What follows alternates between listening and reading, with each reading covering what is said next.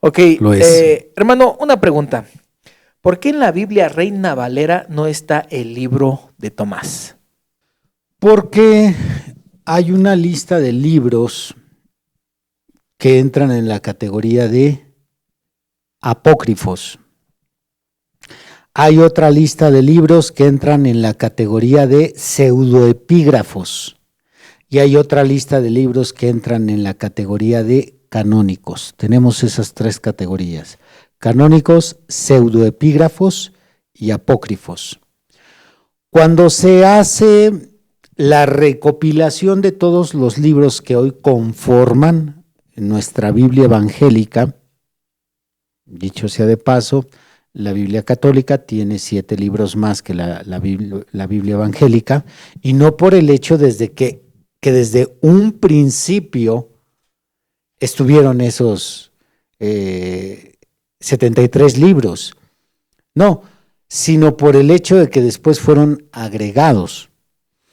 Entonces, algunas Biblias, algunas versiones sí contenían los 73, otras no, otras tenían más, etcétera. Pero hubo 2 concilios que determinaron qué libros deberían de estar. Entonces, hay una lista de criterios que se examina para que cada libro que cumpla cada uno de estos criterios sea considerado canónico. La palabra canon viene de la palabra regla.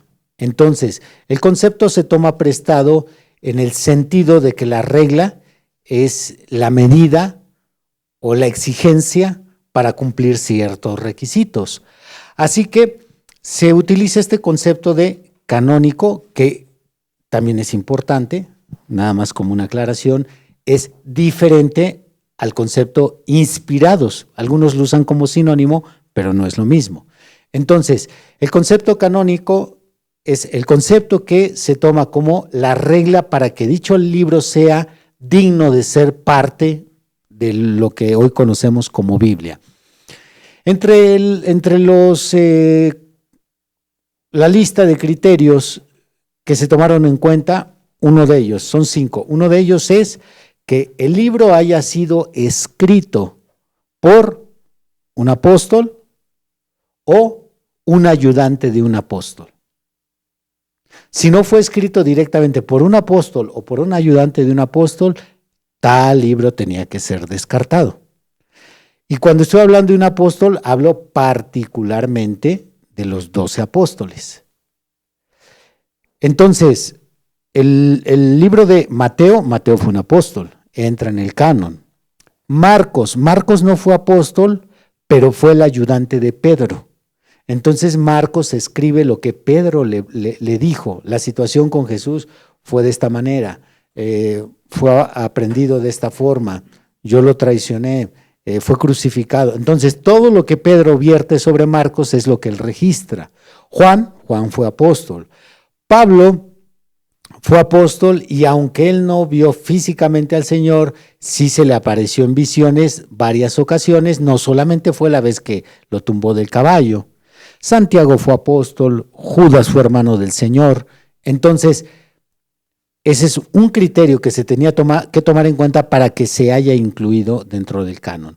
Otro criterio que se tomó en cuenta es que estos libros tenían que ser aceptados en la iglesia como libros que tenían cierta influencia espiritual sobre la iglesia, que tenían intrínsecamente el poder de transformar, de liberar, de inspirar a la cristiandad. Cuando estos libros que estaban en forma de rollo se leían, producían algo sobre la iglesia, entonces ya había cierta aceptación sobrenatural de estos libros, y la comunidad los aceptaba como sobrenaturales. Ese es el segundo criterio. Ok, podemos continuar. Entonces, se realiza un concilio en la ciudad de Yavna, o Yavne, por ahí por el siglo primero, a finales del siglo I, alrededor del año 100, 105, 95 por ahí, no hay una fecha precisa, y en este concilio se determinan qué libros del Antiguo Testamento deberían ser canónicos, porque existía la Septuaginta, pero la Septuaginta no tenía solo los 39 libros que hoy tenemos, también estaba el libro de Tobías, Judith, Bel y el dragón, los 4 libros de Macabeos, la segunda parte de Daniel, en fin. Entonces, salen tantos libros y solamente entran en categoría de canónicos 39. Se hace algo similar con los libros del Nuevo Testamento. Y en el Nuevo Testamento, que son nada más 27, de igual forma, se toma una lista de criterios, como los que ya mencioné, y cuando se realiza este concilio, que en este caso son 2 concilios, uno en Hipona en el año 393 y el otro en Cartago en el 397, en esos concilios se determinan cuáles deberían de ser incluidos al canon y se descartan. Y ahí sale el Evangelio de Tomás, el Evangelio de Pedro, el Evangelio de Bernabé, el Evangelio de José y María, la infancia de Jesús, etcétera. Salen infinidad de libros que no cumplieron los criterios de canónicos, entonces entran en la categoría algunos de pseudoepígrafos y otros de apócrifos. Esto sería una explicación breve y rápida.